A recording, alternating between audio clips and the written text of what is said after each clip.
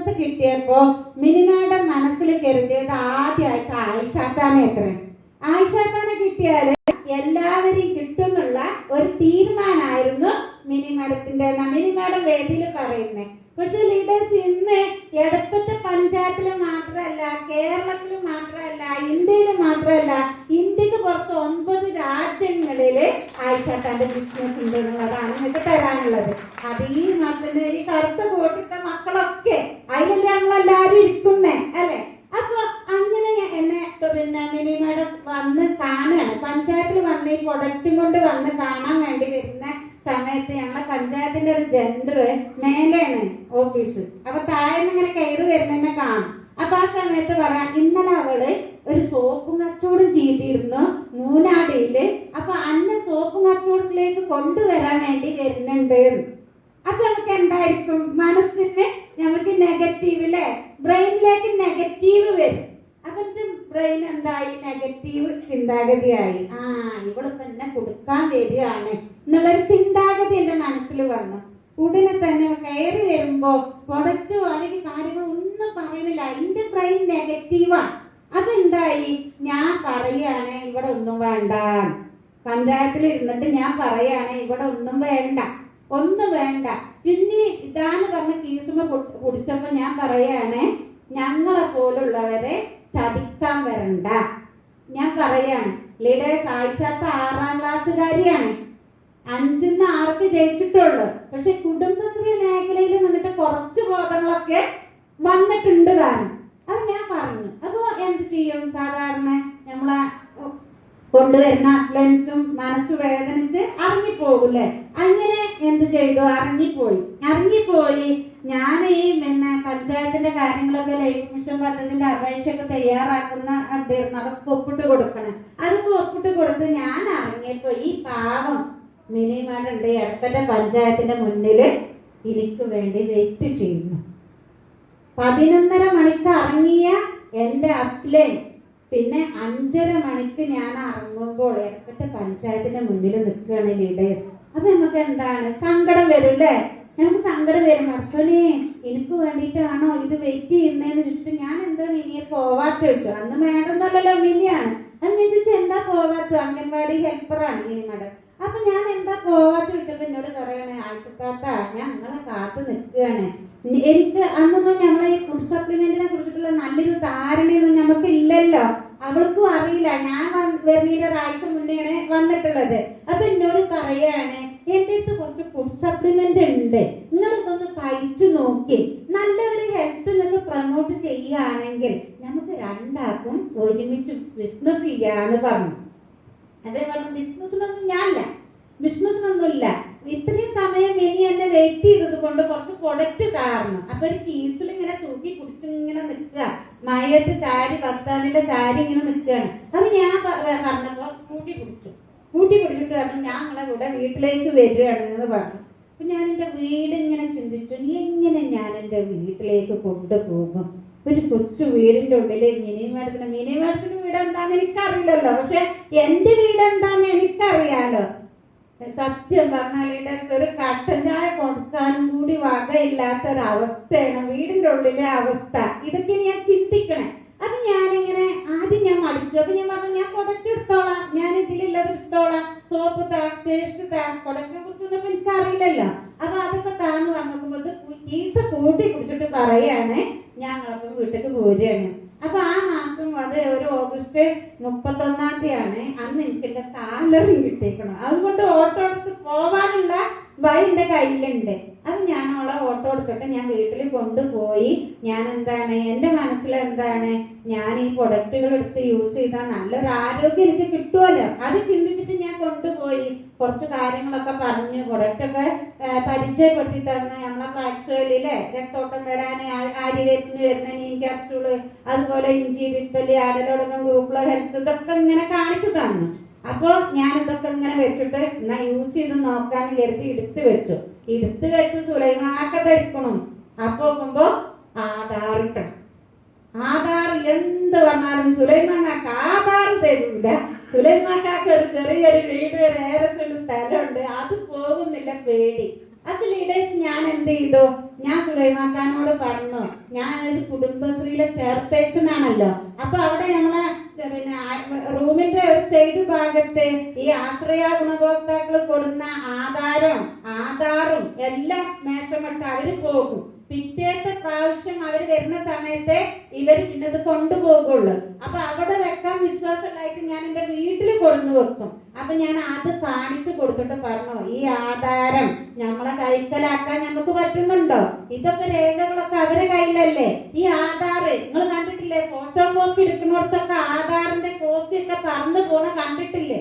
അങ്ങനെ ഇവരൊരു മുസിഞ്ഞ, എങ്ങനെയെന്നാ പറയാ, ഒരു മുസിഞ്ഞ ആധാർ ലീഡേഴ്സ് പറഞ്ഞ് മനസ്സോടെ എനിക്ക് തന്നു. അങ്ങനെ ലീഡേഴ്സ് ഞാൻ ഈ പ്രൊഡക്റ്റ് ഒക്കെ ഉപയോഗിച്ച് ഞാൻ കോഴിക്കോട് മെഡിക്കൽ കോളേജിലൊക്കെ ചികിത്സയിലായിരുന്നു. നല്ല രോഗമുള്ള ഒരു വ്യക്തിയായിരുന്നു. പക്ഷെ ഫസ്റ്റ് ഇങ്ങോട്ട് ഈ പ്രൊഡക്റ്റ് കിട്ടി. പ്രൊഡക്റ്റ് ഒന്ന് ഉപയോഗിക്കാൻ വേണ്ടി നോക്കുമ്പോൾ മോൾക്ക് കാണിച്ചു കൊടുത്തു. മോള് ഫാർമസിസ്റ്റാണ്, മെഡിക്കൽ സ്റ്റോറിലൊക്കെ നിൽക്കുന്ന ഫാർമസിസ്റ്റാണ്. മോള് കയറി വന്നത് കാണിച്ചു കൊടുത്തോടും കൂടെ ഞാൻ മരുന്നാണ് എന്ന് പറഞ്ഞു. എനിക്ക് വലിയൊരു അറിവൊന്നുമില്ലല്ലോ. ഇതാ മിനി തന്ന അംഗൻവാടി ഹെൽപ്പർ തന്ന മരുന്നാണ് പറഞ്ഞു. അതോടുകൂടി കാലുകൊണ്ട് പ്രൊഡക്റ്റ് തട്ടി അങ്ങോട്ട് എറിഞ്ഞിട്ട് പറഞ്ഞു, ഞാൻ നിങ്ങളെ കോഴിക്കോട് മെഡിക്കൽ കോളേജിലെ കൊണ്ടുപോയാക്കിക്കണേ. ഒരു അംഗൻവാടി ഹെൽപ്പർക്ക് ആരോഗ്യം ഉണ്ടാക്കാൻ പറ്റിയെങ്കിൽ പിന്നെ ഞങ്ങളൊക്കെ ഇവിടെ എന്തിനാ, ഡോക്ടർമാരെന്തിനാ, ഇവളൊരു 3-4 ദുനിയ കിട്ടും. അപ്പൊ സുലൈമാനാക്ക് എന്ത് പറഞ്ഞു, എന്റെ പൈസ പോയി കൊണ്ടുപോയി കച്ചറിഞ്ഞളായിരുന്നു. അങ്ങനെ ഞാൻ എന്ത് ചെയ്തു, ഞാൻ ഈ പ്രൊഡക്റ്റ് ഒക്കെ എടുത്തിട്ട് എന്റെ ബാഗിൽ സൂക്ഷിച്ചു വെച്ചു. ഇവരെന്നും പിന്നെ എനിക്ക് കാര്യങ്ങൾ റെഡിയായി കിട്ടൂല. അപ്പൊ ഞാൻ പ്രൊഡക്റ്റ് ഒക്കെ എടുത്തിട്ട് വെച്ചിട്ട് പിറ്റേന്ന് രാവിലെ ഞാൻ എന്ത് കട്ടി പഞ്ചായത്തിൽ പോയപ്പോ ഭക്ഷണം കഴിച്ചിരുന്നു. പഞ്ചായത്തിന്റെ സെക്രട്ടറിക്ക് ഞാൻ ഈ പ്രൊഡക്റ്റ് കാണിച്ചു കൊടുത്തു. അപ്പൊ അതില് ഞങ്ങളെ അന്റെ ക്യാപ്സൂൾ ഉണ്ടായിരുന്നു, നെല്ലിക്ക കടിച്ച് ചമച്ചരച്ച് കഴിക്കാൻ സുഖമാണ്, അത് കയ്പ് വന്നാല്. അപ്പൊ ഈ നെല്ലിക്ക ക്യാപ്സൂൾ കണ്ടപ്പം സാർക്ക് അറിയാ അവിടെ മിനി കയറിയത്, സാർക്ക് അറിയാതെ മിനി കൊണ്ടുവന്ന പ്രൊഡക്റ്റ് ആണെന്നുള്ളതും. മറ്റുള്ളവർക്ക് ആർക്ക് കണ്ടാലും 6ാം ക്ലാസ്സുകാരിയായ ആയിഷാത്താന്റെ പ്രൊഡക്റ്റ് ആണ് പറഞ്ഞാൽ അന്നത്തെ കാലത്ത് ഒരു മനുഷ്യൻ ലീഡേഴ്സ് അത് കുടിക്കൂല, ഒരാളും കുടിക്കൂല. അപ്പൊ എന്താണ്, സാറ് കൈക്ക് ബാഗ് കൂടി കൊടുത്തപ്പോ സാർ അതെടുത്തിട്ട് പൊട്ടിച്ചിട്ട് എല്ലാവർക്കും ഓരോന്ന് കൊടുത്തു, എനിക്കും തന്നു ഒന്ന്. അപ്പൊ എല്ലാരും കടിച്ച് ചമച്ചരച്ച് കഴിച്ചപ്പോ ഞാനും അത് ചമച്ചരച്ച് കഴിച്ചു. അങ്ങനെയാണ് ലീഡേഴ്സ് വെസ്റ്റീജിന്റെ പ്രൊഡക്റ്റ് കുടിച്ചാൽ മരിക്കൂല എന്നുള്ളത് ഞാൻ തീരുമാനമെടുത്തതാണ്. അല്ലാതെ എന്റെ ഫാമിലിയോ കുടുംബമോ ആരും പറഞ്ഞിട്ടല്ല. ഒരാള് കേരളത്തില് ഒരാള് പ്രൊഡക്റ്റ് മിനിമം എന്നോട് പറയണേ, ഞാൻ സപ്ലിമെന്റ് കഴിച്ചിട്ടില്ല, ഞാൻ കോംപ്രഷൻ ബാർ ഉപയോഗിച്ചു, എന്റെ കല പോയി, ഇതാണ് എന്നോട് പറയുന്നത്. മേഡം സപ്ലിമെന്റ് കഴിച്ചിട്ടില്ല, ഞാനാണ് ഫസ്റ്റിൽ ഇതിന്റെ തുടക്കം, ഞാൻ അവിടെ മേലാറ്റൂർ തുടക്കം കുറിക്കുന്നത് ഞാനാണ് ലീഡേഴ്സ്. അങ്ങനെ ഇത് കഴിച്ചിട്ടുണ്ടെങ്കിൽ ഇനി മറ്റതൊക്കെ കഴിക്കാലോ. അങ്ങനെ ഞാൻ എന്ത് ചെയ്തു, ഞാൻ ഈ പ്രൊഡക്റ്റ് യൂസ് ചെയ്യാൻ തുടങ്ങി. അങ്ങനെ ഞങ്ങൾ ഒരു 2-3 മാസം കഴിഞ്ഞ് റമദാനിൽ ഞങ്ങള് ഡോക്ടറെ കാണാൻ പോയി, കോഴിക്കോട് മെഡിക്കൽ കോളേജിൽ പോയി. നിന്റെ ടെസ്റ്റുകളൊക്കെ നടത്തിയപ്പോ കല്ലൊക്കെ പൊടിഞ്ഞു പോയിക്കും, ഷുഗറൊക്കെ നല്ലൊരു കൺട്രോളിങ്ങിൽ വന്നിക്കണേ, BP ഒക്കെ നല്ല നോർമലിലേക്ക് വന്നു. അപ്പൊ സാറ് പറഞ്ഞു, ഇനി കല്ലൊന്നും പൊടിച്ച് കളയണ്ട, ഇനി നിങ്ങളിങ്ങനെ പിന്നെ അപ്പൊ എന്താ കഴിച്ചു ചോദിച്ചു. ആദ്യം എന്താ ഇതിനെ പറ്റി റിസൾട്ടൊന്നല്ല പറയണത്, എന്തേ കഴിച്ചു എന്ന് ചോദിച്ചു. അപ്പൊ എനിക്ക് പേടിയായി ലീഡേഴ്സ്. ഞാന് പറഞ്ഞു, വേഗം കാണിച്ചു കൊടുത്തു. ഇവർക്ക് അറിയില്ല, മോൾക്ക് അറിയില്ല, ആർക്കും അറിയില്ല, പ്രൊഡക്റ്റ് യൂസ് ചെയ്യുന്നത് അറിയില്ല. ഞാൻ കാണിച്ചു കൊടുത്തു പറഞ്ഞു, സാറേ ഇനി ഞാൻ കഴിക്കൂലെന്ന് പറഞ്ഞു. എന്റെ വിചാരം എനിക്ക് ഇത് നല്ലോണം അടിച്ച് കയറിയിരിക്കുകയാണ്, കുടിക്കുകയാണ് എന്നാണ്. അപ്പൊ ഞാനിത് കഴിക്കൂല എന്ന് പറഞ്ഞപ്പോ എന്നോട് പിന്നെയും പറഞ്ഞു, ഇത് മതി. അപ്പൊ എനിക്ക് പേടിയാണ്, ഞാനിത് കഴിച്ചിട്ട് പറയാണെന്നില്ല പേടി. അപ്പൊ ഞാൻ ഇനി കഴിക്കൂല എന്ന് പറഞ്ഞപ്പോ എന്നോട് പറഞ്ഞു, എടോ ഇതൊക്കെ നോർമലാണ്, പിന്നെ എന്താ കഴിക്കണീന്ന് ചോദിച്ചു. അപ്പൊ എനിക്ക് നല്ല സന്തോഷം വന്നു, ഹാപ്പിയായി. അങ്ങനെ എന്നോട് ചോദിച്ചു, എന്റെ അമ്മക്ക് മുട്ടുവേദനക്ക് എന്താ കൊടുക്കാന്ന് ചോദിച്ചു. ആദ്യമായിട്ട് എനിക്ക് കിട്ടിയ ലീഡറാണ് കോഴിക്കോട് മെഡിക്കൽ കോളേജിലെ ഡോക്ടർ. നിങ്ങൾ ചിന്തിച്ചേ, ഞാൻ 6ാം ക്ലാസ്സുകാരിയാണ് ഞാന്. അപ്പൊ ഞാൻ എന്ത് ചെയ്തു, ഞാൻ ഇതിനെ പറ്റി ഇങ്ങനെ ഇവരെടുത്തുനിന്ന് കട്ടയാടി പോയിട്ട് ഞാൻ എന്ത് ചെയ്യും, പഞ്ചായത്തിൽ നിന്നും കട്ടയാടും, ഇവരെടുത്തുനിന്നും കട്ടയാടിയിട്ട് ഞാൻ ഇതിങ്ങനെ പഠിക്കൽ തുടങ്ങിയിരിക്കണം. അപ്പൊ എന്റെ ഒരു നോട്ട് പുസ്തകം, ഇന്നലെ ഡയറിയൊക്കെ നമുക്ക് അന്നൊക്കെ ഒരു നോട്ട് പുസ്തകം, അതിലെഴുതി വെച്ചിക്കണു, കാലുമുട്ട് വേദനക്ക് കാൽസ്യം, ഗ്ലൂക്കോസമിന്, കൊളാ എഴുതി വെച്ചിക്കണു ഞാന്.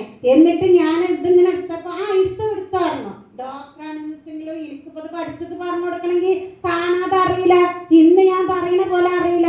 അപ്പൊ അതിങ്ങനെ കാണിച്ചിട്ട് ഞാന് ഡയറിയിൽ നോക്കിയിട്ട് വന്നു. എന്നിട്ട് ഞാൻ പറഞ്ഞു കക്കയാണ്, നല്ല കക്കയാണ്, കാൽസ്യം നിങ്ങൾ സാറ് കാൽസ്യം കൊടുക്കുന്നുണ്ട്, ചുണ്ണാമ്പില്ല സാറേ ഞാൻ ചോദിച്ചു. അപ്പൊ എന്താ ഇവിടെ എഴുതി വെച്ചിട്ടോ, അല്ലാതെ എനിക്ക് അതിന്റെ കണ്ടന്റ് കൂടുതൽ അറിഞ്ഞിട്ടൊന്നല്ല.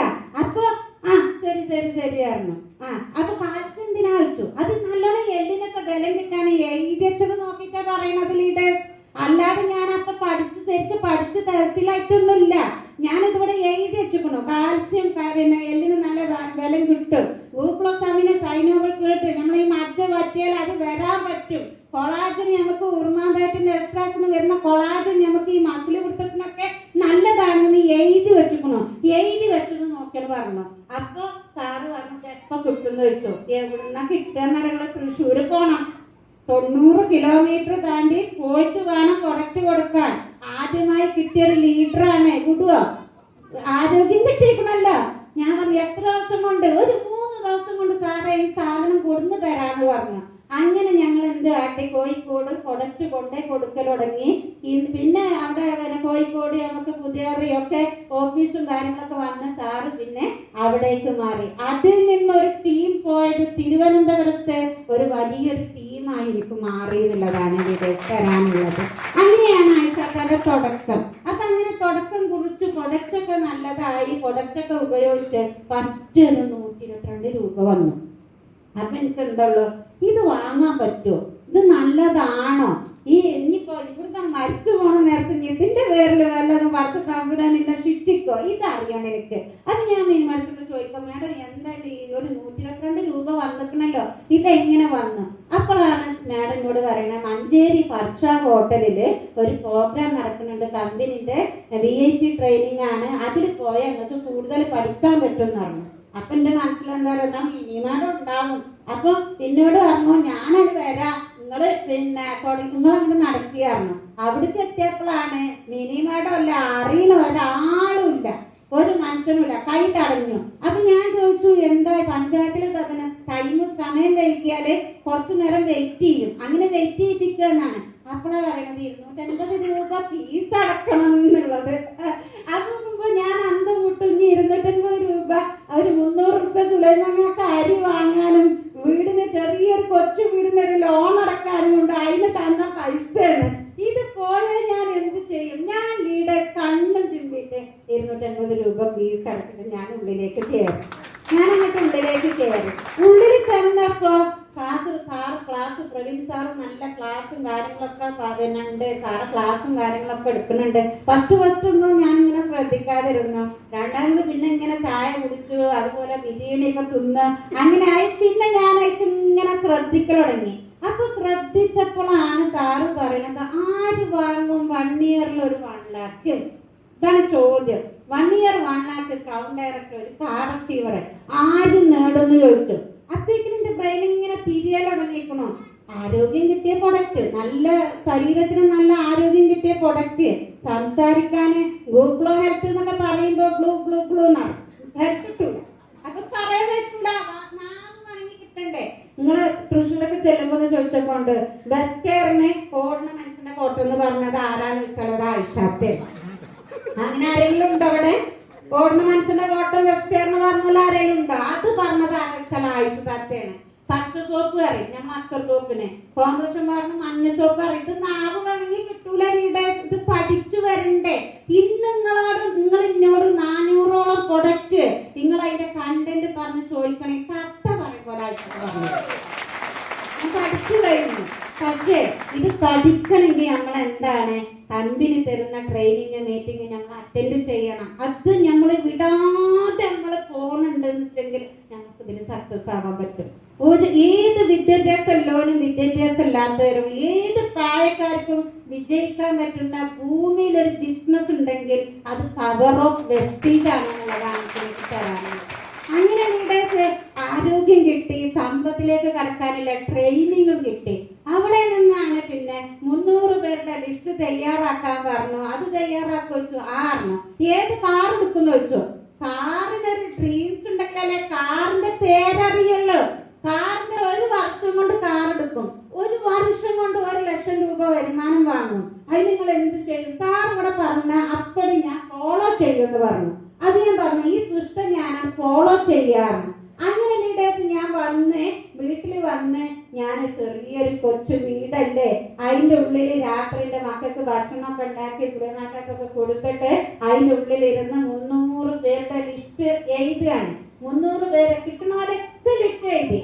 അപ്പൊ അതിൽ എനിക്ക് ലിസ്റ്റ് എഴുതിയ ഒരാളില്ല, അതിന്റെ ഷെബിനാമയുടെ മാത്രം. നിന്ന് ക്രൗൺ ഡയറക്റ്റ് ആണ് എന്റെ മോള്. കാലുകൊണ്ട് തട്ടിയ പ്രൊഡക്റ്റ് തട്ടിയ ആൾ ഇന്ന് ക്രൗൺ ഡയറക്റ്റ് ആയി. നിങ്ങൾ ആലോചിച്ച് നോക്ക്.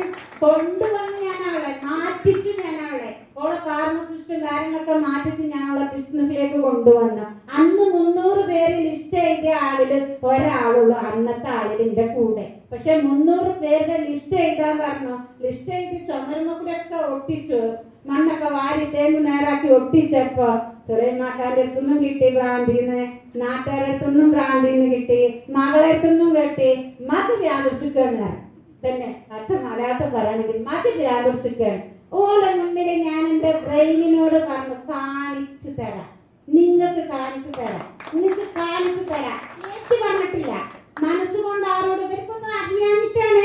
എന്താണ് വെസ്റ്റേജ് എന്ന് പഠിച്ചത് ഞാനാണ്, ഇവർക്ക് അറിയുന്നില്ലല്ലോ. അതുകൊണ്ടാണ് അവർ പറയുന്നത്. അപ്പൊ ഇങ്ങനെ 3-4 മാസമൊക്കെ ആയപ്പോഴേക്കിന് ചോദ്യം വരൽ തുടങ്ങി. അയൽവാസികളൊക്കെ എന്നാ കാവെടുക്കുക, എന്നാ കാവെടുക്കുക, ചോദ്യം വരൽ തുടങ്ങി. ഞാൻ പറഞ്ഞു, സമയല്ലേ, ഇനിയും 6 മാസമല്ലേ, 6 മാസം ആവട്ടെ, അപ്പൊ പറയാറേ.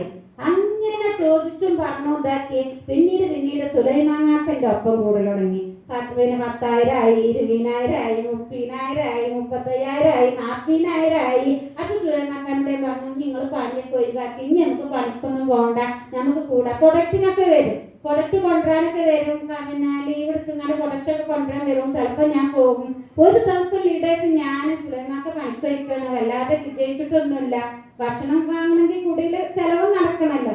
അപ്പൊ മൂപ്പര് പണിക്ക് വയ്ക്കാൻ ഞാൻ പോയി. രാത്രി 12:30 മണിക്കാണ് ഞങ്ങൾ മേലാറ്റൂർക്ക് ഒരു ബസ് അതിൽ വരുന്നത്. അപ്പൊ ഞാൻ ആ ബസ്സിൽ കയറി. പട്ടിക്കാട് എത്തുന്നവരെ, നാട്ടിൽ പട്ടിക്കാട് അറിയുമ്പോൾ നിങ്ങൾക്ക് അറിയാം, അതൊരു 6-7 കിലോമീറ്റർ അപ്പുറം. അവിടെ എത്തിയപ്പോൾ ഞാൻ എന്താ ഇത്ര പോകുന്നൊരു ഫോണാണ്, അതിനൊരു 4 ഡബർ ചുറ്റിക്കൊണ്ടിരുന്നു.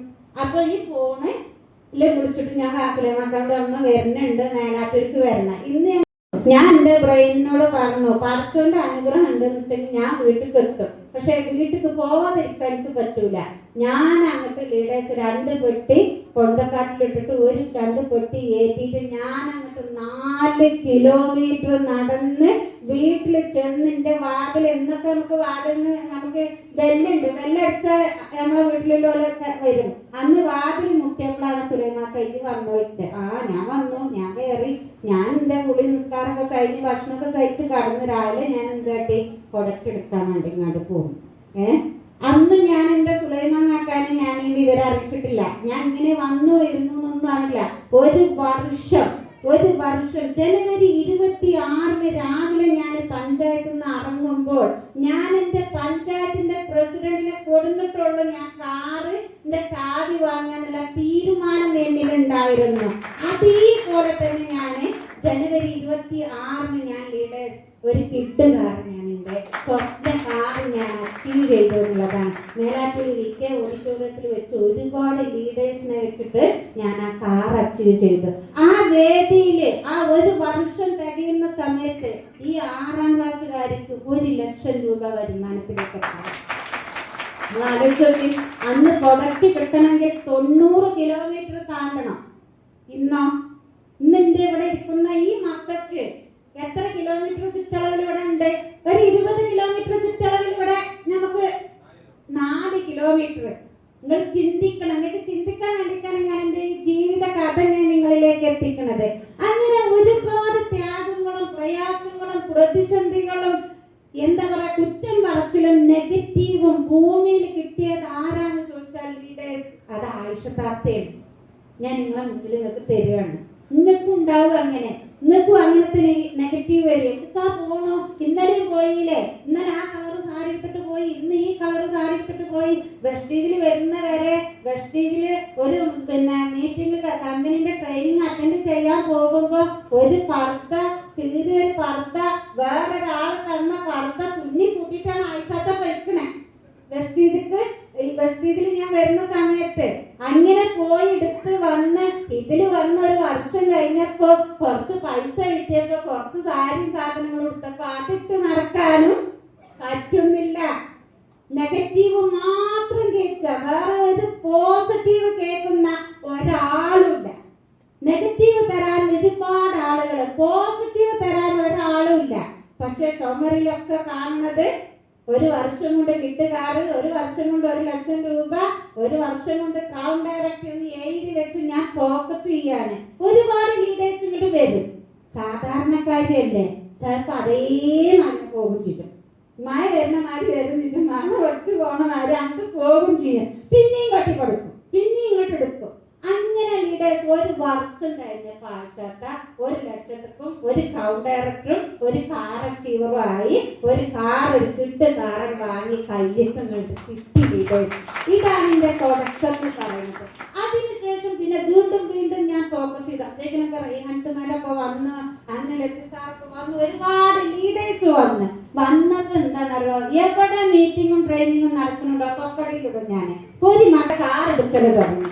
അപ്പൊ എനിക്ക് മനസ്സിലായി, റിസ്ക് എടുത്താലെന്താ, കുറ്റം പറയല് കേട്ടാലെന്താ, നെഗറ്റീവ് കേട്ടാലെന്താ, എന്തുണ്ടായാലും എന്താ, ആയിഷത്താത്ത വിജയിക്കൽ തുടങ്ങി. അപ്പൊ ഞാൻ എന്റെ 2ാമത്തെ കാറ് ഇവരെ മുന്നിൽ ഇങ്ങനെ പറയൽ തുടങ്ങി. ഞങ്ങൾക്ക് ഒരു കാര്യം, ഒരു മെസ്സേജ് തരാം. നമ്മളെ ലീഡേഴ്സിന്റെ മുന്നിൽ നിന്ന് ഇന്നത് വാങ്ങുന്ന നമ്മൾ അവരോട് പറഞ്ഞു കഴിഞ്ഞാൽ തീർച്ചയായിട്ടും ലീഡേഴ്സ് നമ്മളത് വാങ്ങും. അത് വാങ്ങിയ ഒരാളാണ് ആഴ്ചാത്ത. 2ാമത് ഞാൻ പറയാൻ തുടങ്ങി, ഞാൻ നിങ്ങൾക്ക് കാണിച്ചു തരാം. 3 വർഷത്തിന്റെ ഉള്ളിൽ 30 ലക്ഷത്തിന്റെ ഇന്നോവ ക്രിസ്റ്റ വല്ല കാർ വാങ്ങുന്ന പറഞ്ഞു. ആ 30 ലക്ഷത്തിന്റെ ഇന്നോവ ക്രിസ്റ്റ 3ാമത്തെ വർഷം കഴിഞ്ഞപ്പോ ആഴ്ചാത്തന്റെ കയ്യിലെത്തുന്നത്.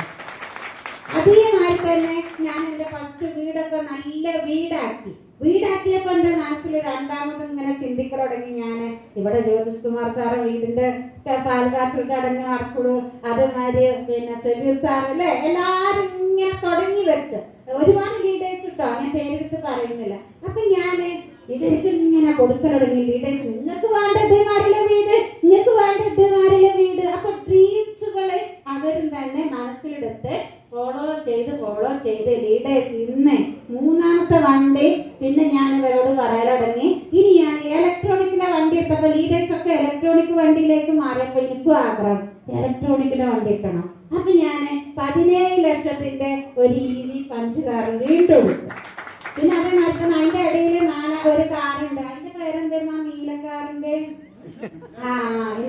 എന്താണ് ഐക്കണ് പേരൊന്നും അറിയില്ല. അതിന്റെ ഇടയിൽ ഒരു കാരണം ഞാൻ മറന്നുപോയി. ഇപ്പൊ എന്റെ ഡ്രീംസില് അതൊക്കെ വിട്ടുപോയി. എന്റെ കുട്ടികളെ കണ്ടപ്പോ എന്റെ ഒരു ആകാംക്ഷ കൊണ്ട് ഞാൻ ഇതിങ്ങനെ എടുത്ത് നിങ്ങൾക്ക് പറഞ്ഞു തരാണ്. അങ്ങനെ അതിന്റെ ഇടയിൽ ഒരു കാരണം വന്നിട്ടുണ്ട്. അങ്ങനെ അപ്പോഴാണ് വീടൊക്കെ റെഡിയാക്കി. വീട് അതിന്റെ സ്വപ്ന വീടാണ് മക്കളെ.